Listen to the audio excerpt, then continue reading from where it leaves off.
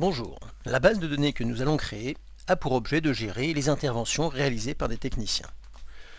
Les demandes exprimées par notre maître d'ouvrage virtuel sont de travailler à plusieurs simultanément, donc en client-serveur, de pouvoir accéder aux données via une interface web, de pouvoir enregistrer et accéder aux rapports d'intervention, envoyer des mails pour informer des changements, missions, etc. En termes d'interface, nous avons proposé la mise en place d'une palette qui regroupe les fonctions essentielles. La maquette générale et les boutons sont fournis par un graphiste. L'objectif de ces bases exemples est de conserver une modélisation simple de base de données, à savoir une intervention par technicien, une intervention est réalisée sur un et un seul lieu, un technicien peut réaliser plusieurs interventions, et on peut réaliser plusieurs interventions sur un même lieu. J'ai conçu ces bases exemples afin d'aborder la plupart des sujets qui vous seront utiles pour commencer à travailler avec les bons outils et les bonnes méthodes, en abordant simplement des concepts qui paraissent parfois compliqués aux débutants comme les process ou les pointeurs. En complément, les dernières vidéos vous montreront comment publier vos données sur le web, de manière simple et sans esthétique, l'objectif étant bien de comprendre le mécanisme et non pas les techniques web de présentation. Créer des images SVG en y intégrant les données de votre base, gérer les blobs, créer des composants, utiliser votre base en client-serveur, rendre votre base multilingue en utilisant le standard Xleaf. En termes de présentation, sur la gauche, nous avons 5 possibilités d'accès à différentes fiches ou différentes listes. Lorsque vous cliquerez sur un des 3 boutons à gauche, la série de boutons en haut sera visible, avec un bandeau de boutons spécifiques à chaque liste.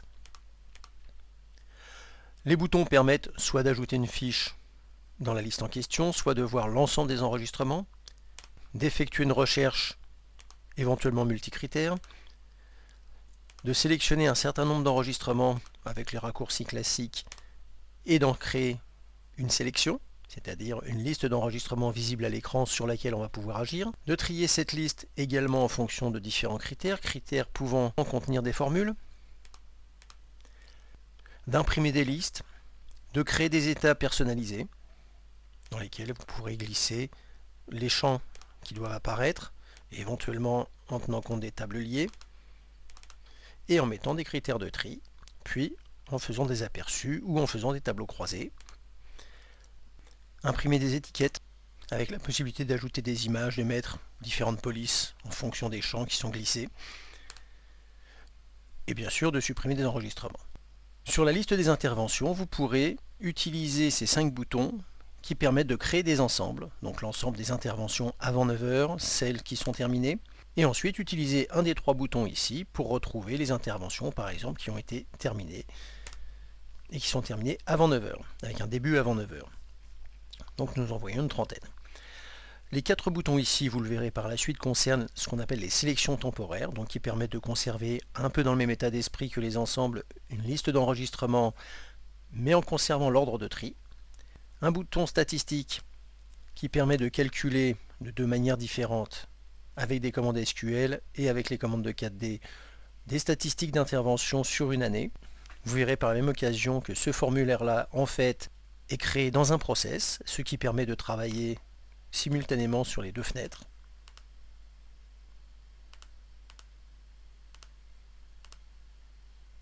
Ensuite, l'intégration du plugin 4D Write permet, lorsqu'on est sur une intervention, de disposer d'un traitement de texte pour réaliser le rapport d'intervention.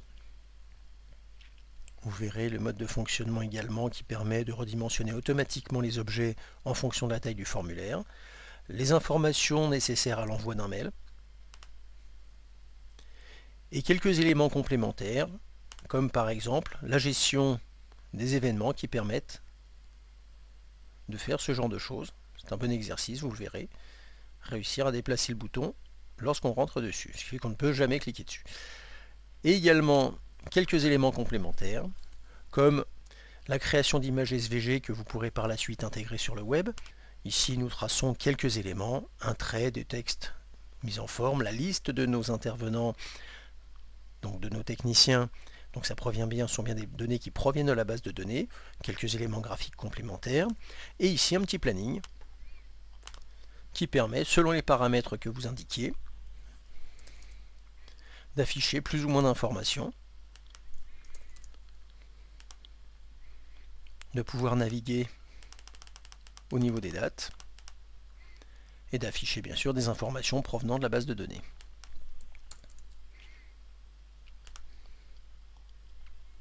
Ensuite, possibilité de démarrer le serveur web, de le tester.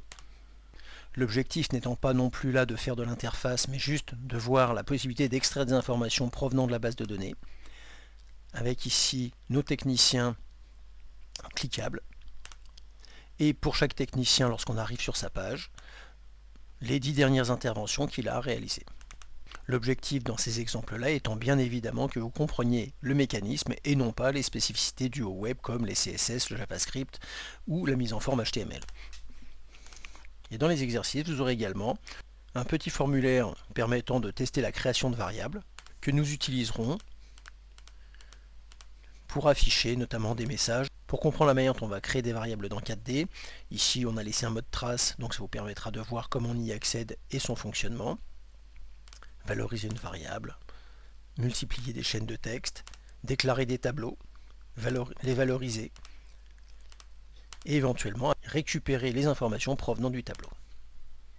Sur ce dialogue-là, notamment, vous verrez que tous les messages d'alerte font appel à un composant que nous aurons créé de manière très simple, ce qui vous ouvrira des horizons sur la création d'outils que vous pourrez réutiliser dans plusieurs bases de données.